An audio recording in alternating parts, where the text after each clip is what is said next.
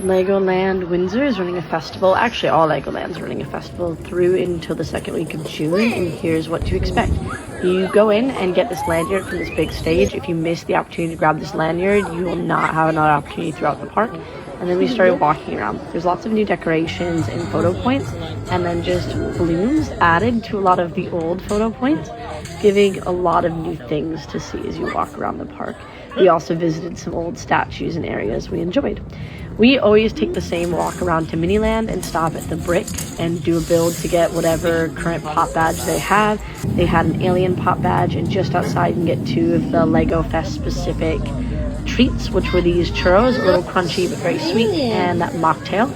Then we got our badge from our Lego items. I went back out. The straw's edible. It's very weird.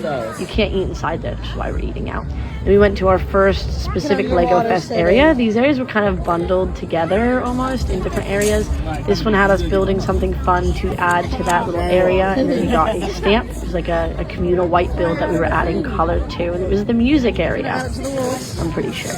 No, it wasn't. It was one of the areas, though. We then went to the music area, which had us building these little tiles. They had a master model brick workshop where you could listen to people talk while you built your little tiles. We also had lunch here, and the tiles got added to a big board, and that's when we got our music or dancing stamp. I think this one was like the dance area, and we were just glad we didn't actually have to dance. Then kept walking around and got to the gaming zone where we didn't have to play games. Instead, you could either add stuff to the giant build or create a little sushi.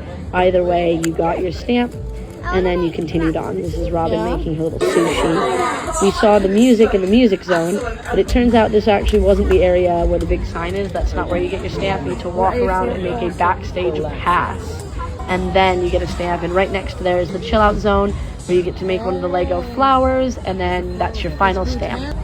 Once all of your stamps are done, at the end of your visit, back at the start, you can hand it in. You get a couple of bags of sweets once you push a button. It seemed like 2 was what they were handing out to most people.